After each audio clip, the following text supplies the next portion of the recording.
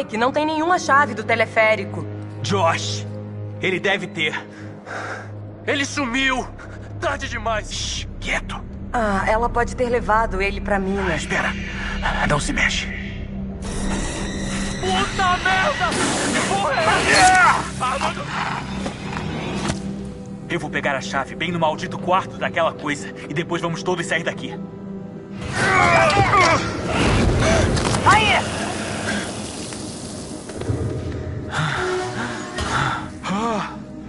Vamos achar um caminho pra onde o maldito vive.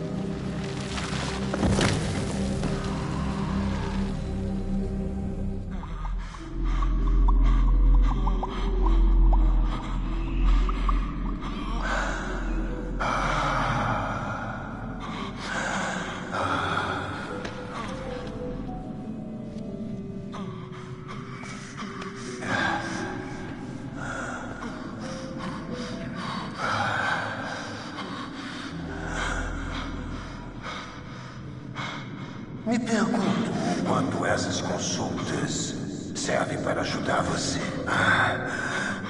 Você simplesmente não me ouve e está tudo fodido.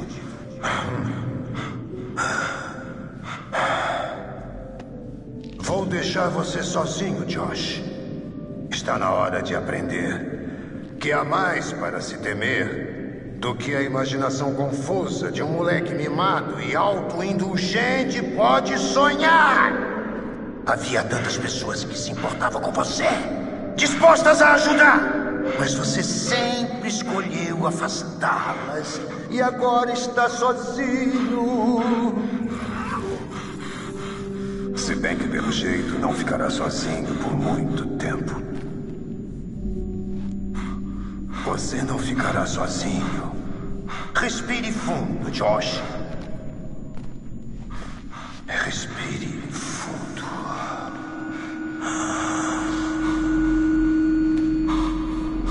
O quê? Não. Não. Não.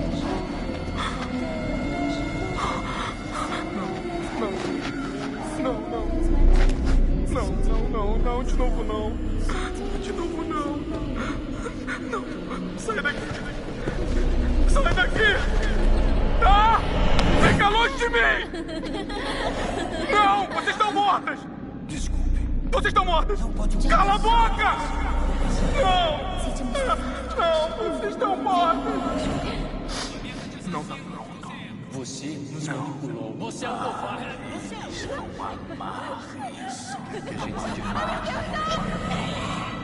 Eu não recebo ordens de vocês. Não podem deixar fazer. Não podem mais fazer. O tempo acabou para o Josh. Tá bem? Confio em vocês. Confio em vocês. Confio em vocês.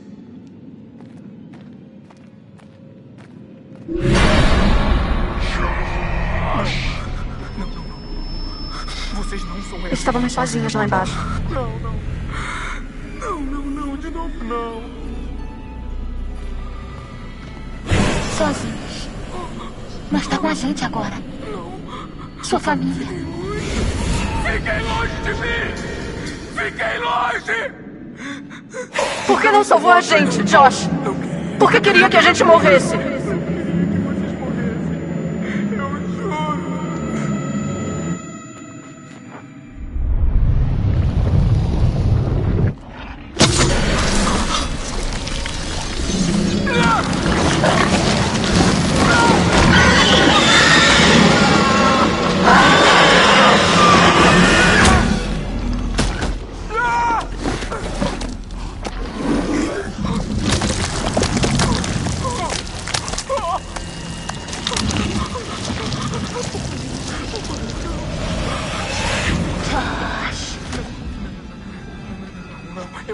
Eu não tenho que obedecer você.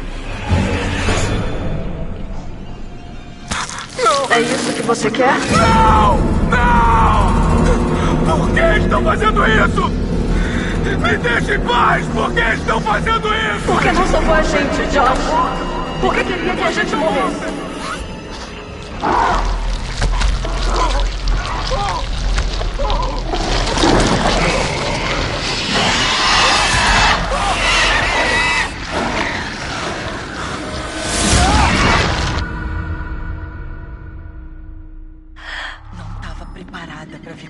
coisa era feia de perto. É. Então, percebi algo estranho sobre ela. O quê? O Endigo tinha uma cicatriz. E daí? Já a vi antes.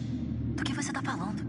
Eu vi umas fotos velhas de um cara com a cicatriz e ele estava se transformando em um Endigo. É sério? Era um dos mineradores que ficou preso nos anos 50 no desabamento. Ou seja, a coisa tem 80 anos. No mínimo. Sarado, tiozinho. Limparam o lugar. Mataram muita gente. Eles? Quer dizer, que tem mais deles? Ah, tem. Quantos? Muitos. Acho que estamos perto da toca. Como você sabe? Não sei, eu tô me sentindo terrível de repente. Pode crer. Eu não quero mesmo entrar aí. Não tem outro jeito de passar.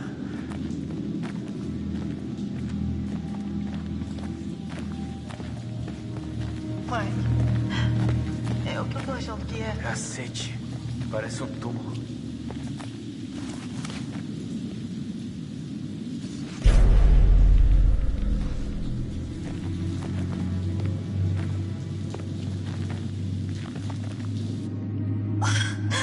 Ai, meu Deus. Mike, é da Beth. É o relógio dela. O quê? Deixa eu ver. Olha, tinha uma cruz aqui. Então foi aqui que foi enterrada. Mas quem desenterrou ela? Vamos continuar.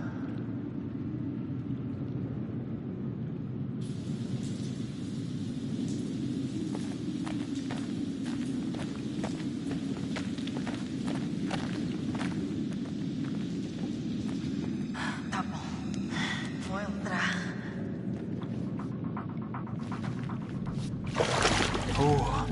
Vamos, ok. Tem certeza? Eu não morri ainda. Famosas palavras finais. Puta Tá muito merda! frio, eu não tô sentindo meus dedos.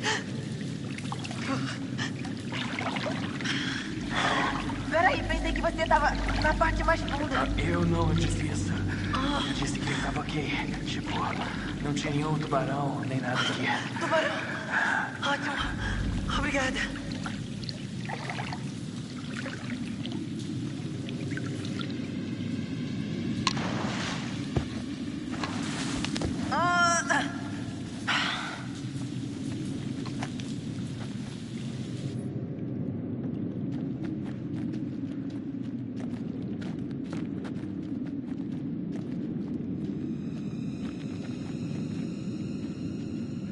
Ah, merda! Parece a letra da Hannah.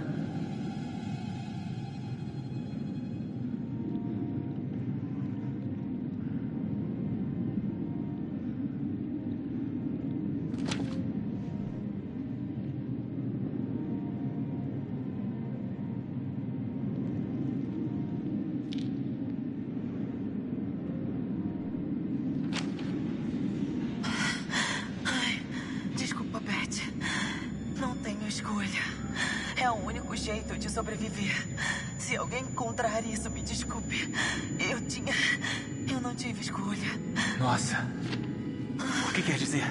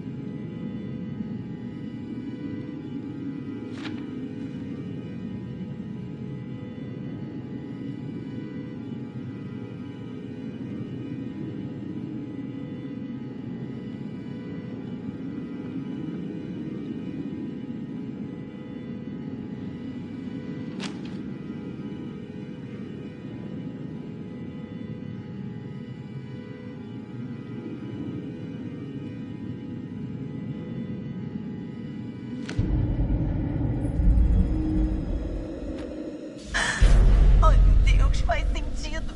Acho que A Hannah desenterrou a Beth. Foi a Hannah. Não. Isso é ridículo. Michael, só pode ser. É a única explicação plausível. Beth morreu na queda. E daí? O que significa? Então a Hannah deve ter enterrado ela. Puta merda. Puta merda. Hannah ficou aqui. Não acredito em nada disso. Ela deve ter ficado faminta. Devia estar desesperada. Merda. Temos que encontrar o Josh. Agora.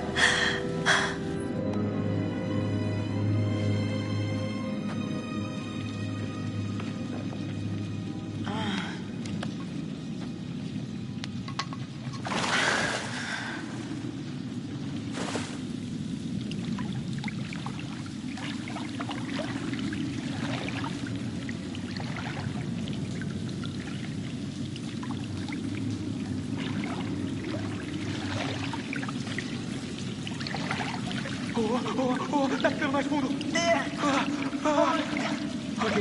Ok. Ei, tá ficando mais raso. Vamos conseguir. Ai, meu Deus. Não dá, Zá. Vamos. Conseguimos.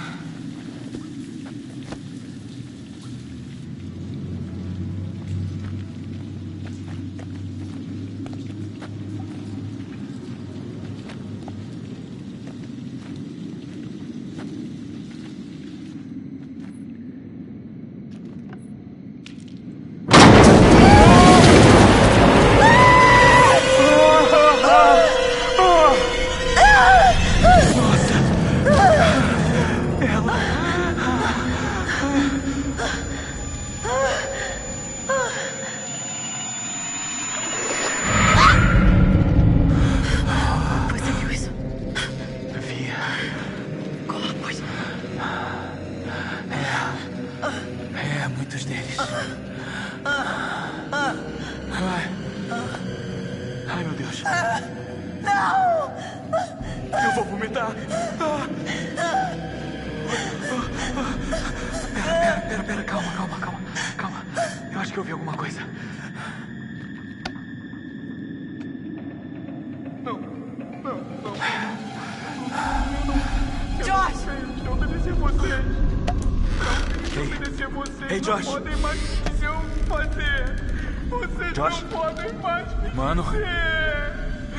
Não podem me dizer o que fazer. Tá bem. Eu confio em vocês.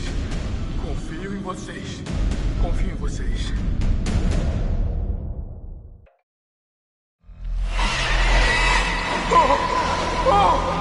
O que ele tem, Mike? Acho que ele tá viajando. Josh! Mike, Josh! Ei, cara. não me bate, por favor. Você tava pirado, cara. Tava doidão. Achamos que não ia sair dessa. Josh, Hannah esteve aqui por semanas, meses. Ela desenterrou a Beth. Sam. Mike. Vamos só dar o fora daqui. Boa. Josh, você tem a chave do teleférico? Sim. Toma. Tá vendo aquilo ali? Significa que tem uma saída direta. Vamos. Não tem como o Josh chegar até lá. Ok. Se me ajudar a subir, posso voltar e avisar que estamos bem. Boa. Traz o Josh de volta por onde viemos e nos vemos no chalé. Toma cuidado. Você também. Vamos lá, seu filho da puta pirado.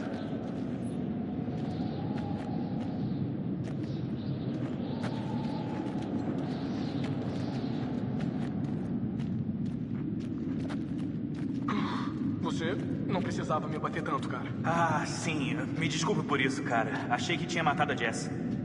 Eu errei.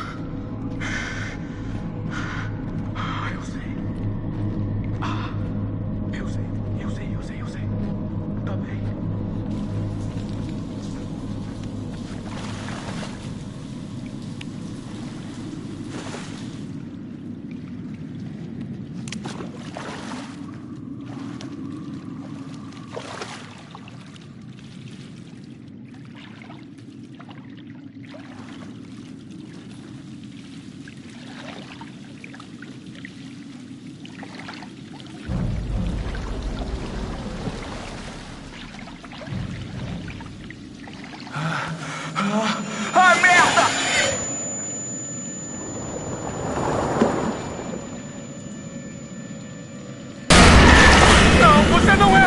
Eu! Não, você não é! Ana! Oh! Oh! Oh!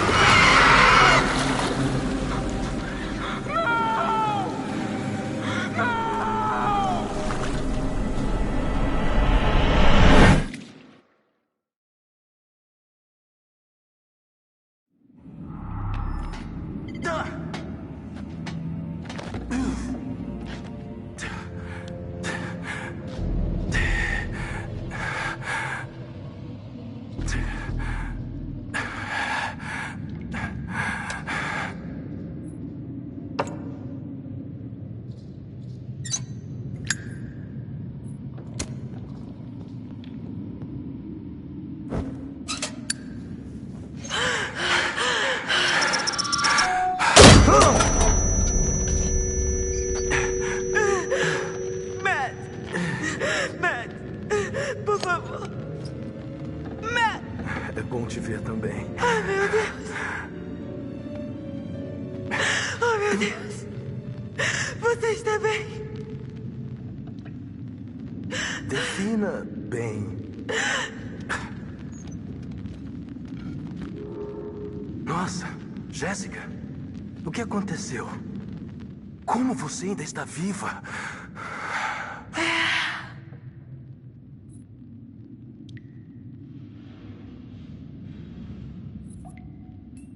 Como veio parar aqui embaixo?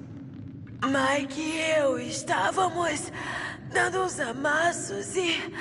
Então foi nós. O quê? Eu não sei. Eu estava na janela em todo esse vidro e estava na neve, então estava se movendo tão rápido. Merda. E então eu estava aqui embaixo. Nossa. Oh, meu Deus. Pode se mexer? É. Vamos, Jéssica.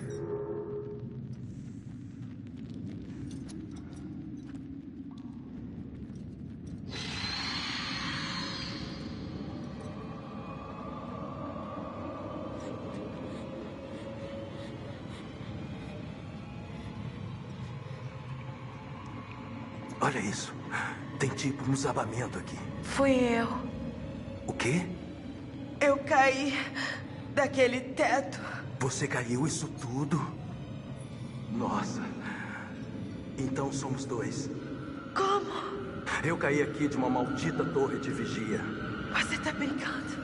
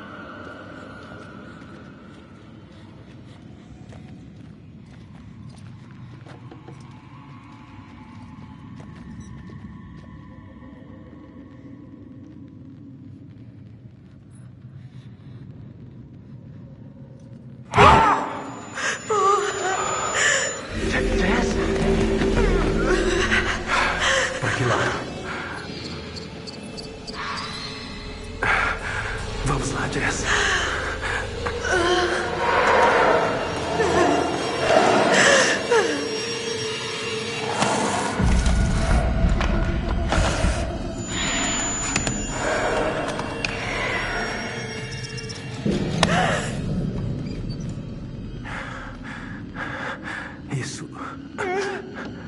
Isso dói. Ah, meu Deus. Ok, vamos. Precisamos conseguir sair daqui. Vamos lá. Vamos.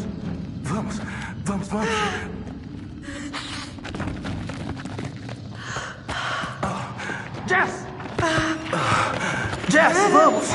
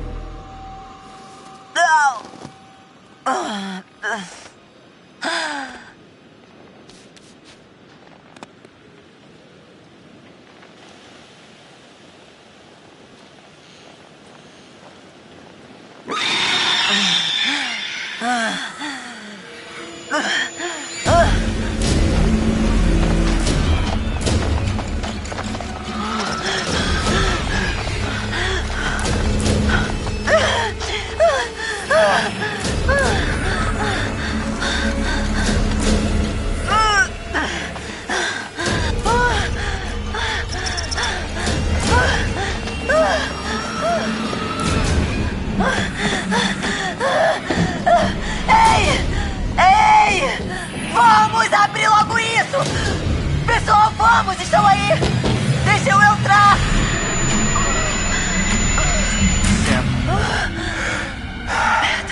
Mike. Meu Deus. Você tá péssimo. Vou ficar pior se ficarmos aqui. Vamos.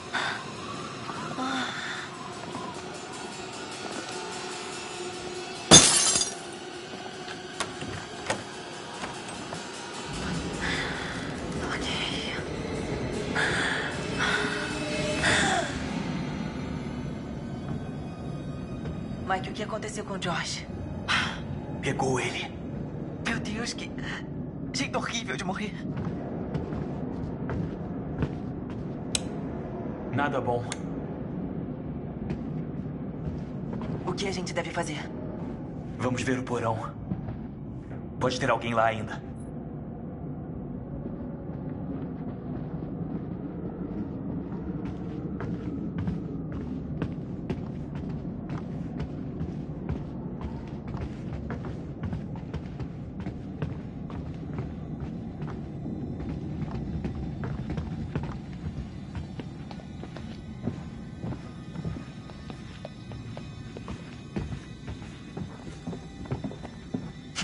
Quais são nossas chances de sobreviver?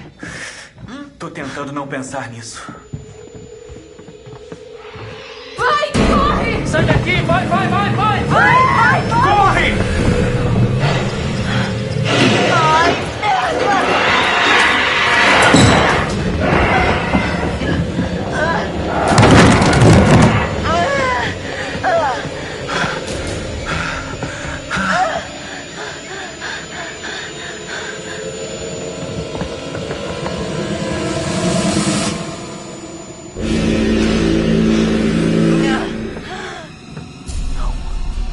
Se mexe. Não mova um músculo.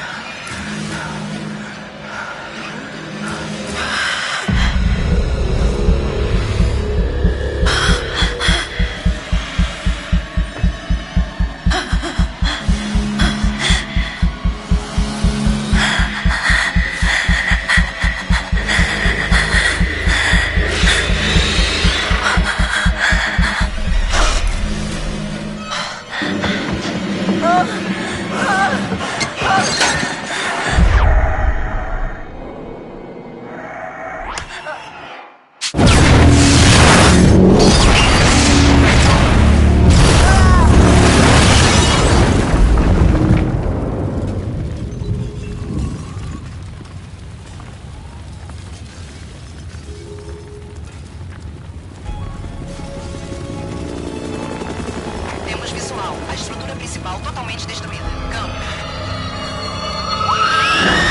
Espera, eu estou vendo alguma coisa. Parece que há sobreviventes. Hora do resgate.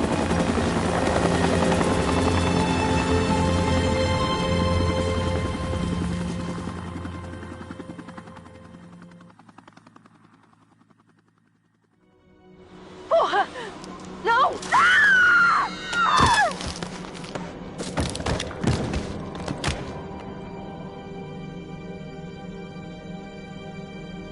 O velho, não sei como descrever ele, tipo... Disse que achou que ele seguia vocês no início. Mas alguém no grupo achou isso? Bem, sim. É possível que eles tenham matado ele? O quê? Não, você não tá entendendo. Não em... Se ele atacou vocês? Ele salvou minha vida. E eu o vi morrer. Eu ouvi. A Jéssica, não sei como, nem por que ela estava lá embaixo, mas eu sei que eu ouvi ela. Cadê o Matt? Ele tá bem? Já pararam de examinar ele? Tô um pouco preocupada porque, sabe, eu sou a namorada dele. Ele contou isso. Provavelmente eu não fui a melhor pessoa em alguns momentos, mas ele sabe como eu sou dedicada a ele. Ele sabe. Ele disse que sabe, não é? Eu estava bem ali. Eu podia ter feito algo. Eu tentei fazer algo. Não foi o suficiente. Como você foi parar nas minas? Eu fui carregada e levada e... O que você viu? Eu não sei! Eu não sei! Ele estava totalmente maluco. Queria ferir a gente. Sim, e eu achei que ele tinha atacado a Jess. Achei que éramos mais próximos. Depois que as irmãs dele sumiram, ele vinha falar comigo. Disse que era a única que entendia ele. Eu achei que tínhamos uma ligação. Se você precisar falar com alguém... Eu tô bem. Às vezes, após uma experiência traumática... Eu disse que tô bem. Sua amiga Ashley, ela disse que tentou te ajudar. Não! Ela disse que ouviu você chamar. Não! Não era eu! Mike! Do que você se lembra? Ele veio me buscar. Ele veio. Foi te buscar? Onde ele tá? Ele escapou? Você precisa me ouvir. Eu não tô nem aí se vai acreditar ou não. Não importa, porque você vai. Precisa ir até as minas. O que tem nas minas, Sam? Vi o que tem lá embaixo. E daria tudo pra não ter visto.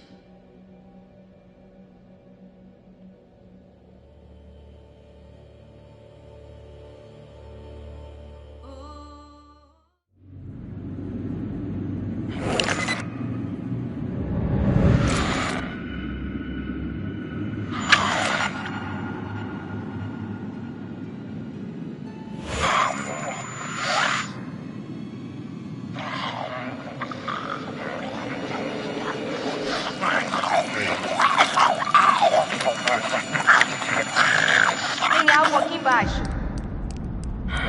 Temos visual de um sobrevivente. Um sobrevivente, repito. Isso é? Porra! Pra trás! Não! Pra trás!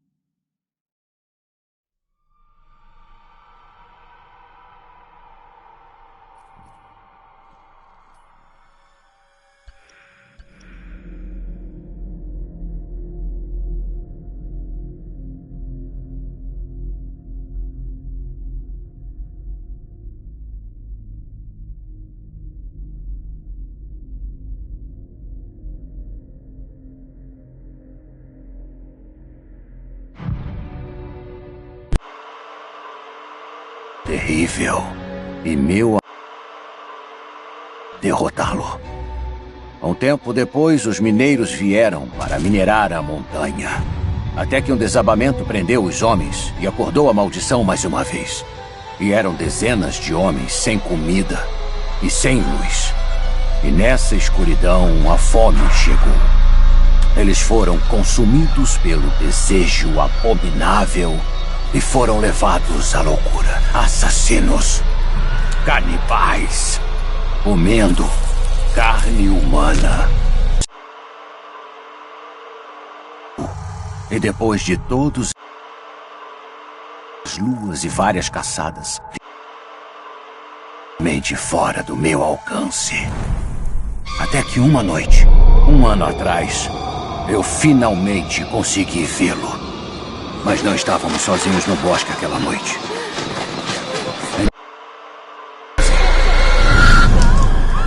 Não pude salvar suas amigas, mas pude vingá-las.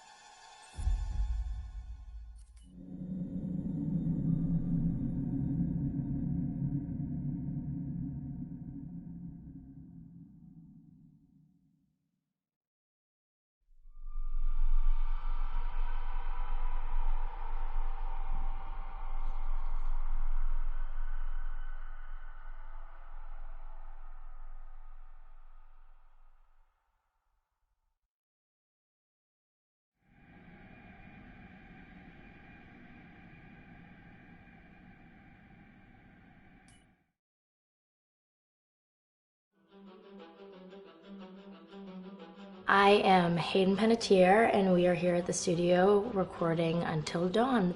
My name is Rami Malek, and I played Josh. My name is Megan Martin. My name is Brett Dalton. My name is Antonella Lentini, and I played Hannah and Beth. My name is Jordan Fisher, and I play the character Matthew, Matt for short. I'm Nicole Bloom, and I play Emily in the game. My name is Noah Fleiss. I am Galadriel Steinman, and I play Ashley. So Until Dawn is the story of 8 teenagers who revisit this cabin in the woods about a year later after a really traumatic experience where I've lost 2 of my sisters, so coming to kind of get some closure in that respect. One of the things that Larry does really well is make these multi-layered characters, and I think for just the story in general, it follows the quintessential horror film plot lines, but the characters are so unique in themselves, and I think that's very cool. Oh, yeah, this was the right thing to do. What?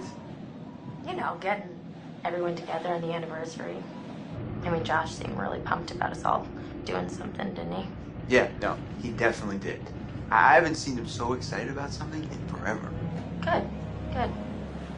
Sam and I have a few things in common, such as being huge lovers of animals, and she's a huge animal lover. She's vegan. She is a pacifist. I'm not quite sure if I'm gonna go as far as saying that I'm a pacifist, but she's spunky and cool. I know that she, I think, is made fun of a little bit by the rest of them who think that her morals and her beliefs in that area are a little ridiculous and they don't agree with them, but she doesn't care. It doesn't stop her from being herself, and that's something that I hope I have in common with her. You know, he definitely can be depressed at some times and a bit of a loner, but he takes some solace in one of his sister's friends, Sam, played by Hayden Panettiere, and invites everybody back to the same house the next year to kind of find some closure. Jessica she has a whole lot of personality. She is definitely the sort of mean girl character that, you know, at school she knows she's pretty, she knows that boys like her, and she's going to use it to her advantage. He's got a big heart, and you can tell that that's very evident, especially how he treats his girlfriend, Emily, and, you know, he's kind of a meathead, but in the best way possible. She really knows what she wants, and she manages to get that from whomever it is, whether it be Matt or Mike. You know, she's really driven, and I can definitely relate to that. My character is Chris, and he is what society might consider the nerd of the group, and he kind of embraces it. Ashley she's a little more serious than some of the other girls. She's definitely very intelligent and thoughtful. She kind of looks at the whole big picture of things. She's not quite as geeky as Chris, but they connect in a lot of ways. Mike is like big guy on campus. He's the class president who has some charm and has brain, and I don't know, people seem to like Mike. He gets away with a lot, though. He can be kind of jerky. The fact that he really just kind of wants everyone to be happy. When he wants he's a people pleaser, and I can definitely attest to being, you know, that guy. I'm always the friend that wants everybody to be happy and wants everybody to be taken care of, and that's definitely Matt. But also, like, this character is just so fun. I rarely get to play the bitch, and so it was really fun to do that. The spirit of things, seriously, what's wrong with you? Just try to lighten the mood, Em. Don't be like that. Like what? The way you're being. You always get like this. I just think this is just the coolest thing to be a part of, and I just think it's going to take the world by storm. I really do. I think this genre is the wave of the future, and I think that once people see the potential behind it, of getting to interact with the drama that you're witnessing unfold in such a realistic way, that this is how entertainment's going to be from now on.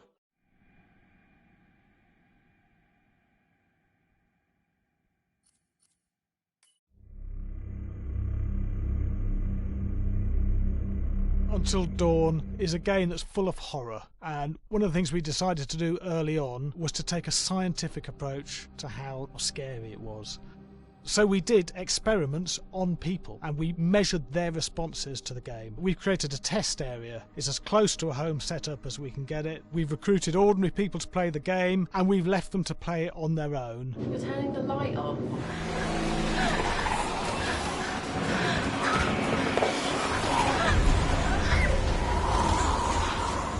The only difference is it's rigged with cameras and microphones that relay the data through to the next room where people are watching them play. Bracelet here we use for biometric testing. It measures the player's emotional response. It's called a galvanic response sensor. It makes contact with the user's skin and it measures the electrical conductivity across their skin. It's the same principle as an old-fashioned lie detector. When you're stressed, you sweat a little, very sensitive, and picks up tiny changes if the player is feeling anxious or scared. That data's fed back to a testing team, comes through as a graph. I'm so sorry.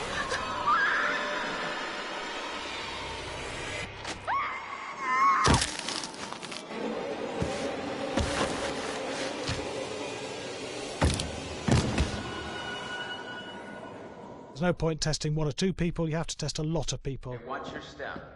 When we have a scare that's consistently has a measurable emotional response, then we knew it was good. If it didn't have that, it goes back to the team for improvement. The data doesn't tell us what's wrong with the scare, it only tells us if it's working or not.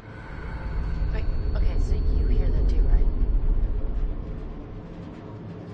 Josh. Here we have a chapter relatively early in the game. Weirdly regular. Nothing regular about it. We have to create tension and anxiety in the player so they are ready to receive the scare.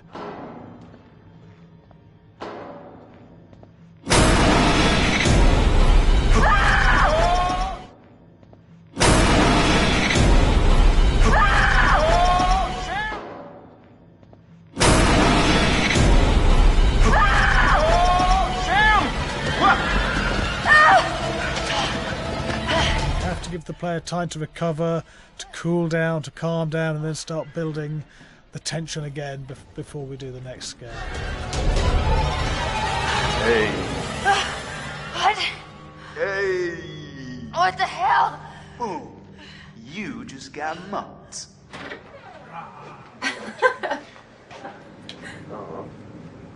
Yeah, I have such an adrenaline high from that game. There's two things we found. One is we could look at the scares, analyse if our expected scares were working effectively. Were people shrieking and covering their hands, or were they getting an emotional response from it? And being scientific about it means that we strip out people's opinions about whether things are working or not. We've got data, and we look at the data. If it's working, we're happy with it. Really scary.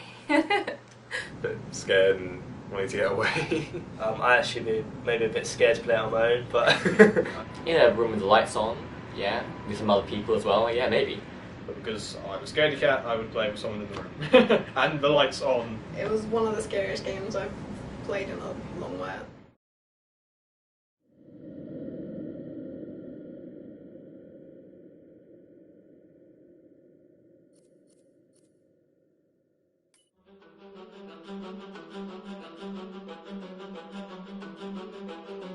My name is Will Biles, Executive Creative Director of Until Dawn.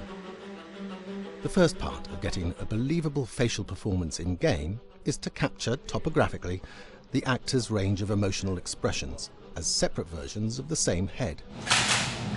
Every tiny nuance gets digitized and merged, effectively creating a model that can recreate every facial movement that the actor makes. Once the topography has been recorded, the actor's performance itself can be captured by using a predetermined set of marker points, drawn precisely on the face, and a high-def helmet cam, wirelessly linked to capture devices. The camera is the small box where it looks like the microphone should be. Outro Sam. Mark. It records in high def the movement of the dots throughout the performance that will drive the expressions captured earlier. Unlike other systems, this form of capture is far less lossy because there are fewer interpretations between performance captured and performance rendered finally in-game. The audio is also recorded via two separate lavalier mics attached to the helmet. It takes a while for the actors to acclimatise to carrying around the recording devices and the helmet cams, but very soon the shoot becomes similar to any other effects shoot or a green screen shoot. The actors in these scenes are only recording facial animation, but use cursory body movements for pacing. Wait, and maybe we should all stick together and find everybody and make sure that we're all okay, so... 1-1, the year before the prank. Take 2, Mark. Other than the other actors, they have to use their imagination for everything and everywhere that they are supposed to be seeing and feeling. Idiot! So dumb. From a hot midday studio in Los Angeles to a freezing midnight mountain in British Columbia.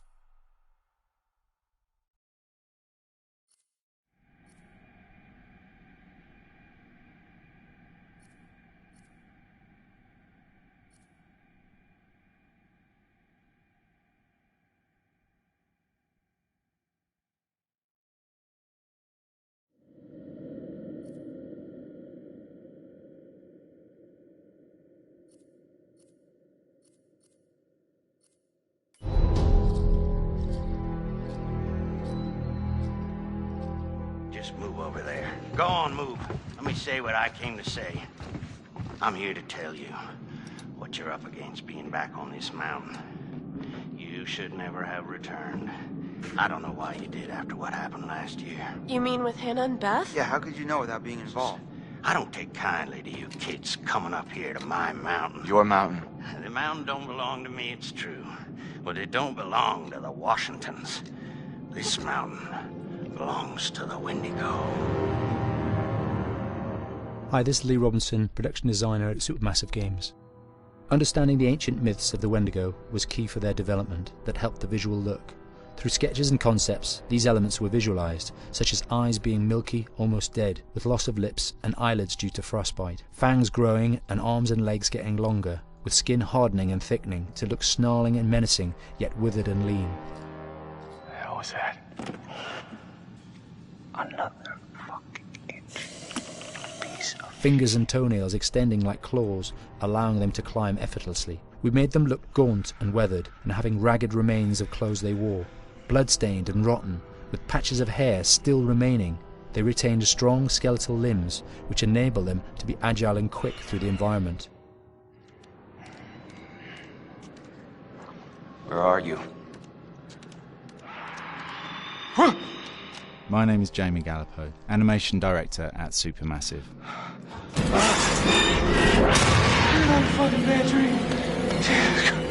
The overall direction on the creature was to be very strong, to be extremely fast. We wanted a spider-like movement to the creature. 1 minute scampering to leaping and then crawling, almost instantaneous. And finally, we wanted the creature to have this real, uncontrollable thirst for flesh.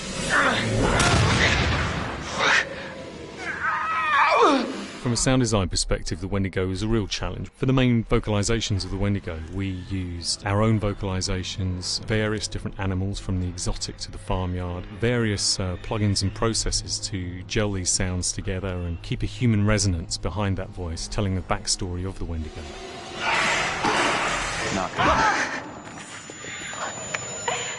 During the chase sequences, the anger of the Wendigo is felt by encircling breaths, screams and screeches that essentially chase you as you're being chased by the Wendigo.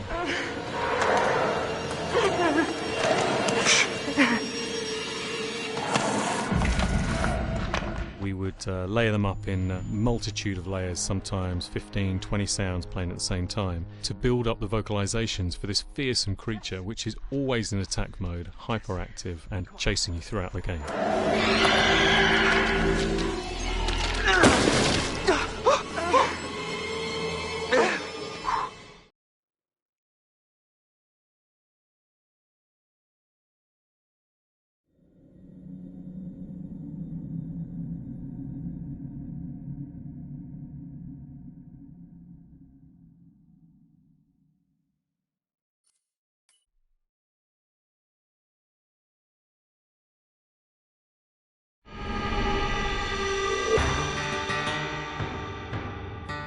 America's North Woods border region.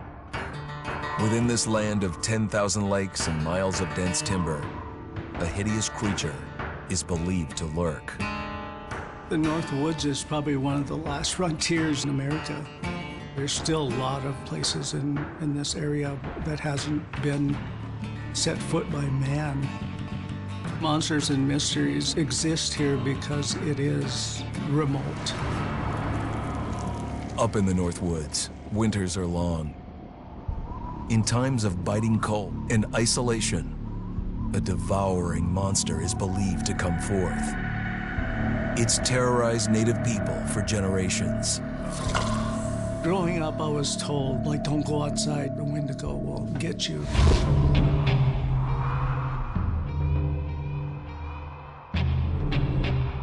Among the traditions of the northern Algonquin tribes is the Wendigo, a monster that can seize hold of a person to carry out its hunger for human flesh.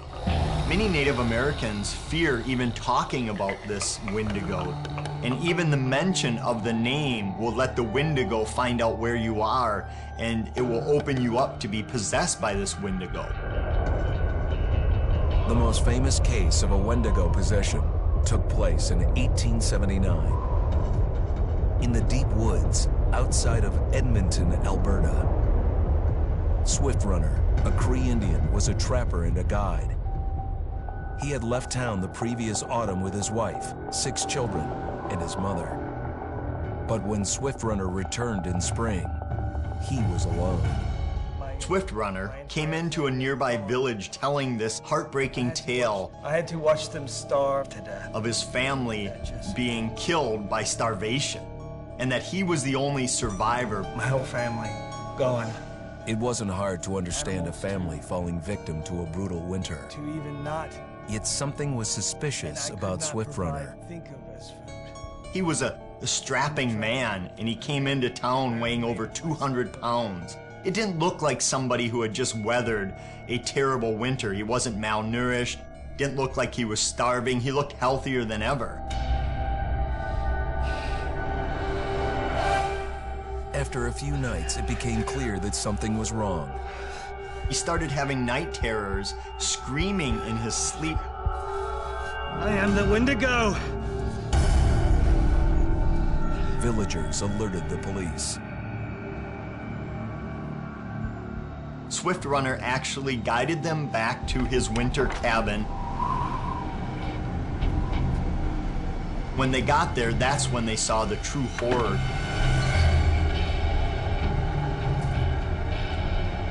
Human skulls were scattered around, many bones, some of which had been snapped in half, and the marrow inside had been drained.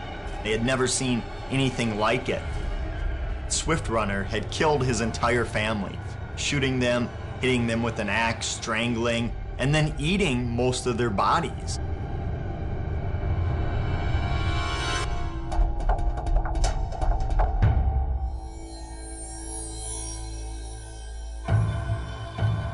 Right up until the moment the noose was on his neck, Swift Runner swore the evil spirit of the Wendigo had possessed him and twisted him into a cannibal killer. When he was on the gallows, Swift Runner himself said, "I am no longer a man.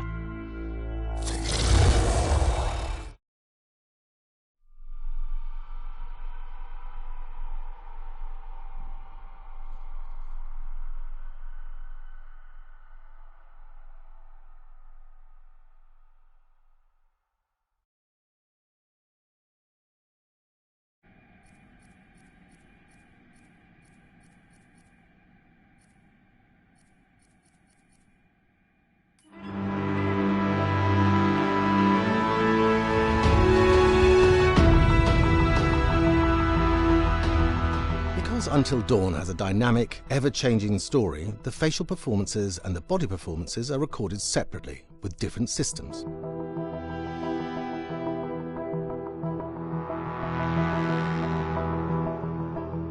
With the body capture, we use reflective bead suits and an infrared camera matrix system that drives the CG bone hierarchies in our character models. These performances cover everything from character locomotion, scene-specific performances and stunt work, most of which was recorded at studios in Pinewood and Shepperton, near London. Hannah! Hello? Combining all the elements seamlessly in the final game becomes a formidable editing and logistical task. Every variation, both physical and emotional, must be combined in these multi-edits. Scaffolding props have to stand in for the sets, because the hundreds of infrared cameras have to be able to see all of the reflective beads on the actor.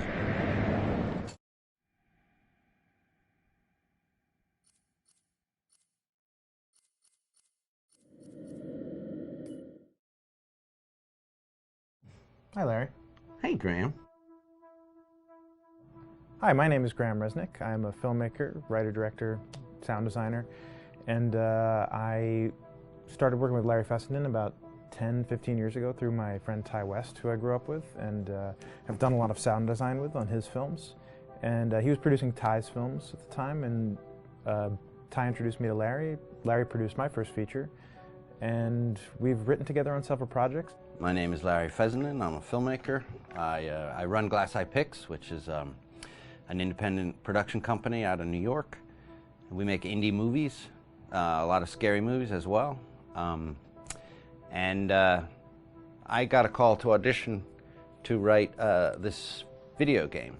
And I called my pal Graham Resnick because Graham's a gamer. And while I thought I could offer something to the idea of writing this multi-branching story, I knew that I would want Graham's expertise as a lover of gameplay, since I guess games were started. So and just as a lover.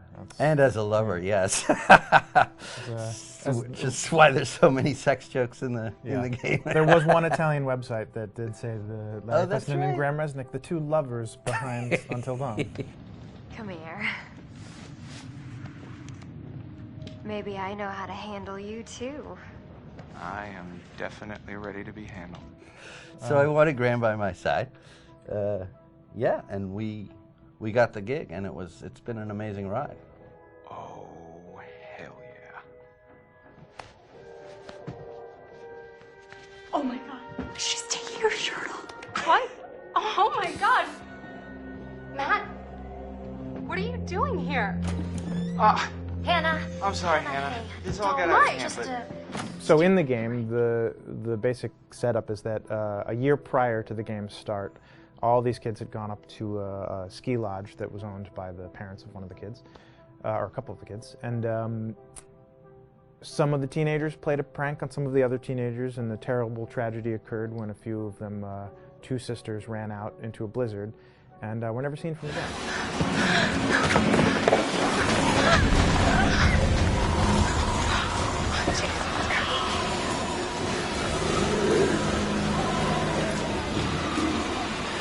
So now, a year later, this is kind of torn apart, this group of friends. They've gone through some trials and tribulations in the past year. The brother of the two girls has had a lot of psychological issues, and to kind of help him cope and help them all get over it, they all returned to the lodge a year later, back up on the mountain. And the idea is to get over it, but... the healing does not begin. Yeah, and these kids are all trying to find themselves. They've been through a trauma, but in general, they're just teenagers trying to figure out who they are. So they're all kind of falling into the patterns, the stereotypes, the characters they see on TV and in the movies. I think we were very interested in taking genre tropes and kind of making them sort of refresh them.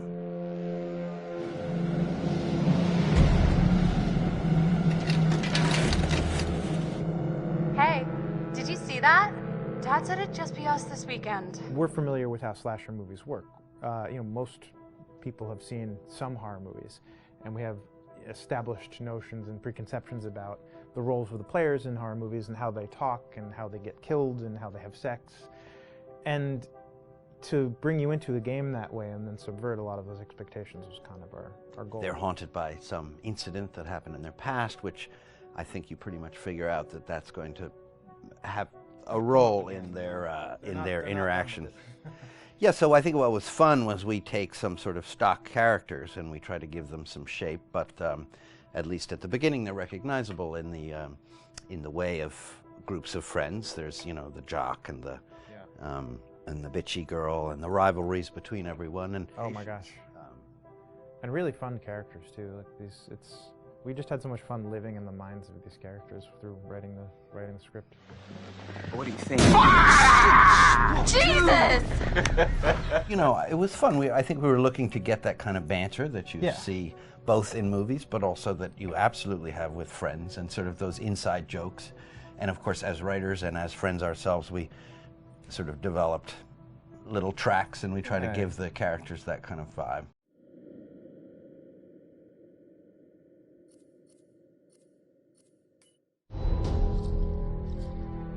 Hi, this is Lee Robinson, production designer on Until Dawn. The production design for Until Dawn started with the great teen horror script that sets the characters in a Canadian winter mountain lodge, being a contemporary setting with visual clues derived from classic films of that genre, such as Hitchcock's Psycho and Stanley Kubrick's Shining. The storyboards are vital to the production design, as it allows the designer to understand the scale of the environments to be made and the detail that would be seen to create the atmosphere of a horror. This took us into concepts that took these storyboards further, visualizing the world through the color palette, the lighting, tone and the mood, and developing key locations such as the lodge, the cable car stations, the forests themselves, the wilderness. As you can see, the environments and atmospheres changed quite a bit from warm and inviting to cold and threatening. The Millionaire's Mountain Lodge was a key example. It was designed to be made from nearby stone and timber, embedding it into the landscape, with a contrasting and contemporary interior needing to be opulent and extravagant. We created dark and claustrophobic corridors with ominous and large open spaces, almost cathedral-like in size, and with huge structures to silhouette and dwarf the characters within, providing a labyrinth to explore and wander. Each character was developed with a strong visual identity in mind, with contrasting colours, tones and silhouettes to identify them, each to have their own texture, pattern and shape, so that when they were lined up you could always identify them. The costume designs allowed a range of clothes that would suit them for the cold winter weather, but also have an element of style and individualism, so that the audience could look at them and relate, recognizing themselves within them. A lady would like to cuddle up with her man by a nice cozy fire bathed in atmospheric mood lighting. Right. It'll get plenty toasty once we're rubbing up against each other. Mike. Fire and mood lighting. Yes. Working with the lighting artists, we really brought the look and feel of the world together, and this required a thorough understanding of the visual language of teen horror. A key scene was where all the characters emerge out of the rear of the lodge chasing Hannah. A contrast is evident straight away from the exterior wilderness to the warmth of the lodge. The attention to character lighting here is through the bounce and rim lighting, accented colours and composition, creating characters that come from the dark into the light and back again with an emotional effect. Guys, there's someone outside. What the hell? Hannah! What's going on? Where's my sister going? It's fine. She just can't take a joke. It was just a prank, Han.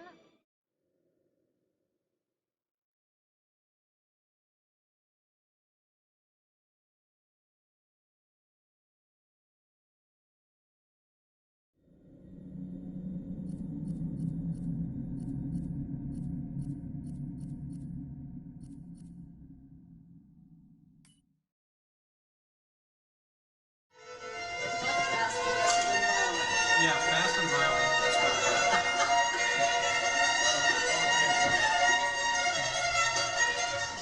All right, from the top.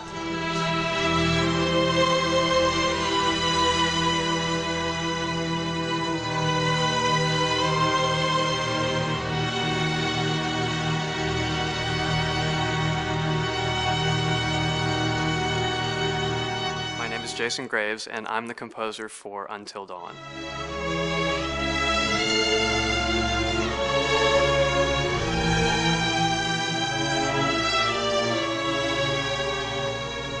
I've been involved with Until Dawn for about a year now. Originally, I was contacted by Barney Pratt, the audio director. I think that had something to do with my lineage of horror games, and hopefully not the fact that my last name is Graves, although a lot of people seem to associate my name with scary music.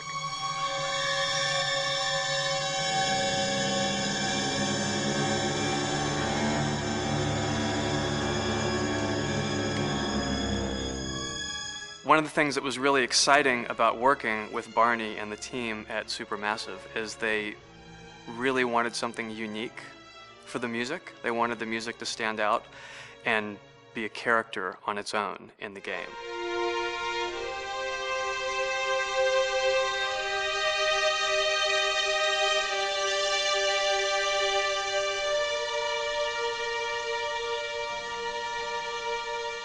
When I'm first starting on a new score, and it doesn't matter if it's film, television, or games, I always end up going to the main theme.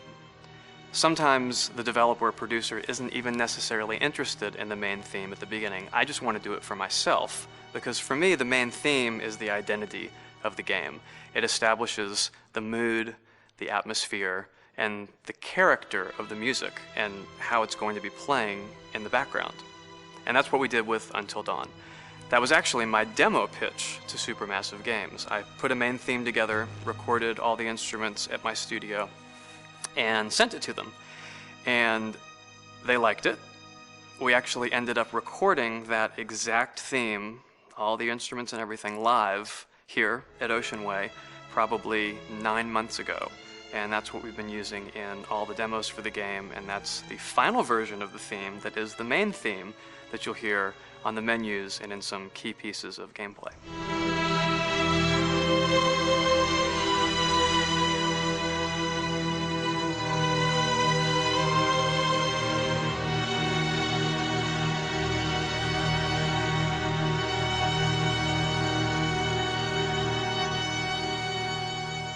I seem to have made a name for myself in horror. And there's something about scary music, I think it's maybe the lack of rules. The biggest rule in scary music is there are no rules, so you can do anything you want, and actually, if you end up doing things that don't feel like they would work out together, they kind of clash, and it ends up being even more effective for scary music. So that's what really drew me to Until Dawn, was the textures, plus writing thematic material that is interwoven with the scary textures. I haven't really done anything like that before. Usually it was just all tension all the time, and that's fun and it's great. But I'm actually at heart a very melodic composer. That's the kind of music I love listening to, and that's the kind of music I love writing. That's the kind of music I got to work on in Until Dawn. Very nice. Same thing.